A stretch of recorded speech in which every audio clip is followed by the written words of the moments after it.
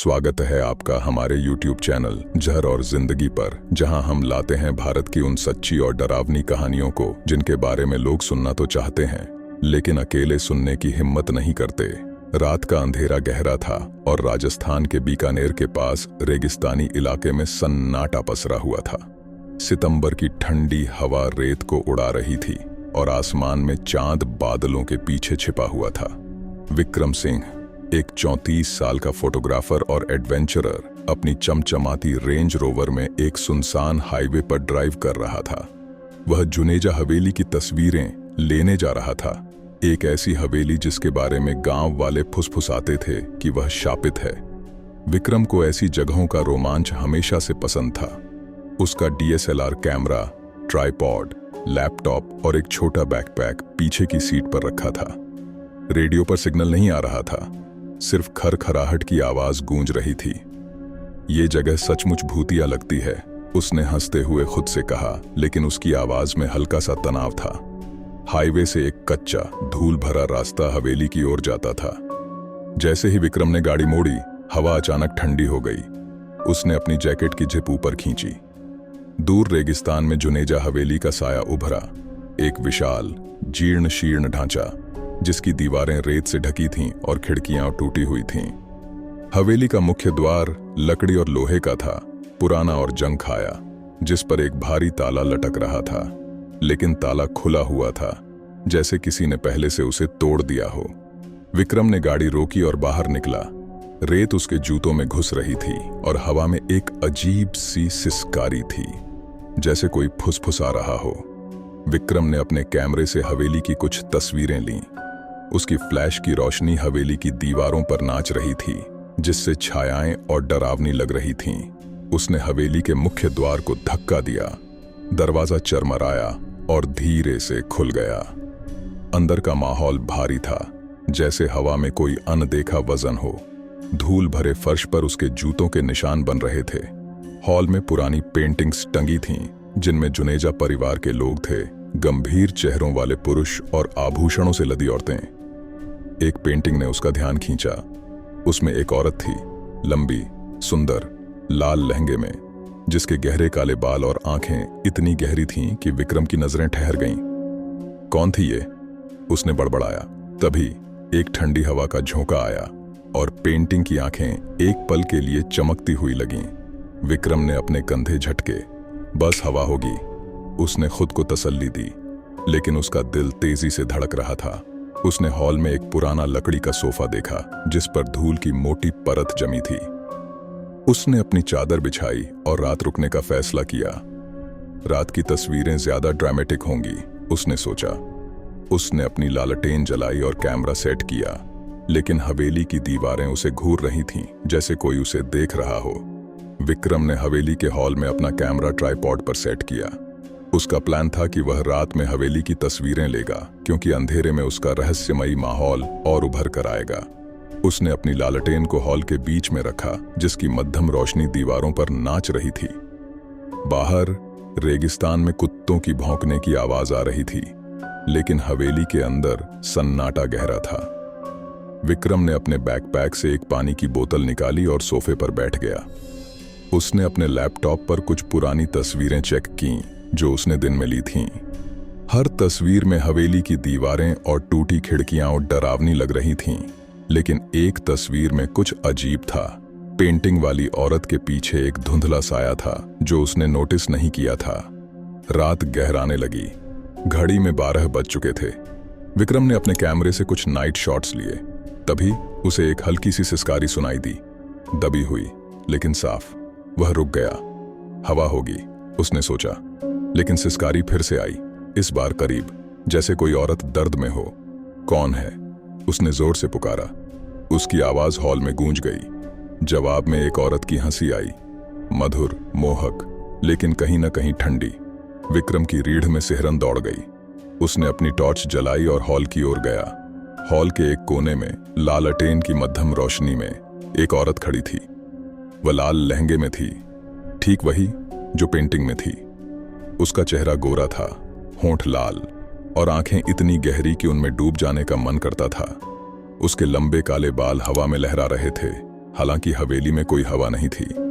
आप यहां? विक्रम ने हकलाते हुए पूछा। उसका गला सूख रहा था। औरत ने मुस्कुराया, एक ऐसी मुस्कान जो दिल को लुभाए और डराए। मैं मालिनी हूं, ये मेरा घर है, उसने कहा। उसकी आवाज रेशमी थी, जैसे कोई गीत गा रही हो। विक्रम ने अपने डर को दबाया। लेकिन ये हवेली तो खाली है, लोग कहते हैं यहां कोई नहीं रहता। मालिनी ने हल्के से सिर झुकाया। रात में ये जीवंत हो उठती है, उसने कहा और धीरे धीरे विक्रम की ओर बढ़ी। उसकी खुशबू गुलाब और चंदन का मिश्रण हवेली के भारी माहौल को तोड़ रही थी।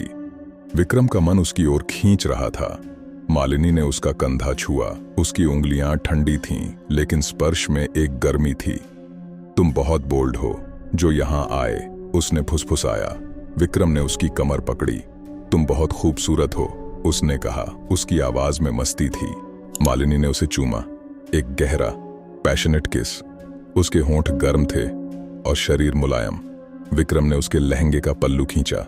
मालिनी की छाती नंगी हो गई, सुंदर, गोरी और आकर्षक। वे हॉल के पुराने सोफे पर लेट गए। मालिनी ऊपर थी, उसके लंबे बाल विक्रम के चेहरे पर गिर रहे थे। तुम्हारी बॉडी परफेक्ट है, विक्रम ने कहा। उसका हाथ मालिनी की कमर पर फिसल रहा था। मालिनी हंसी। रात अभी बाकी है मेरे राजा, उसने फुसफुसाया। उनका मिलन तीव्र था, जुनून और आकर्षण से भरा।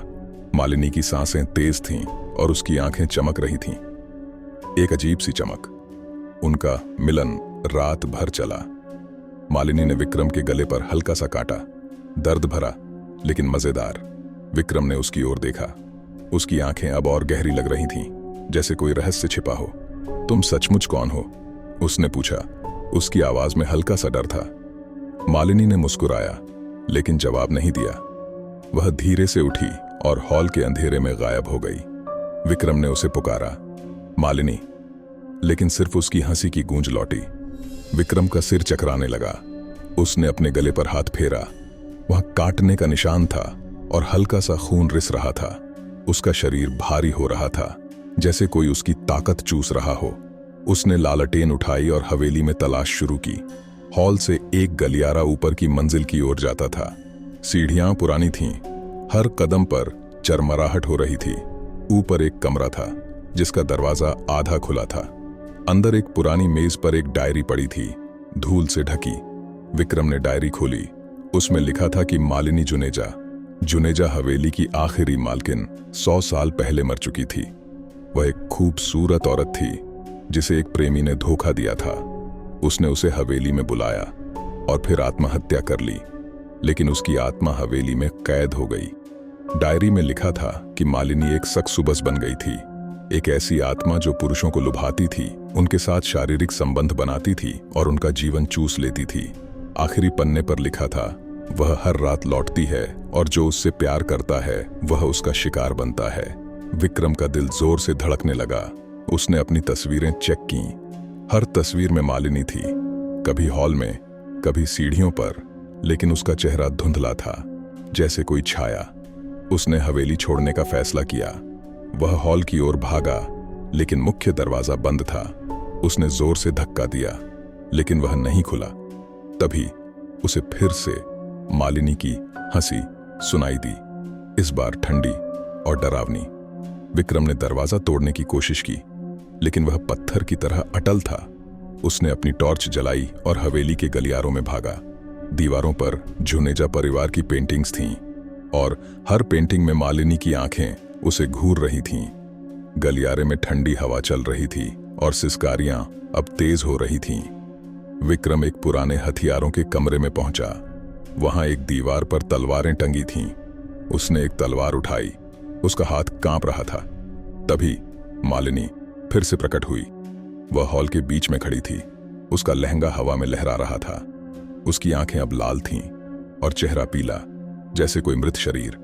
तुम मेरे हो, उसने कहा। उसकी आवाज अब भयानक थी।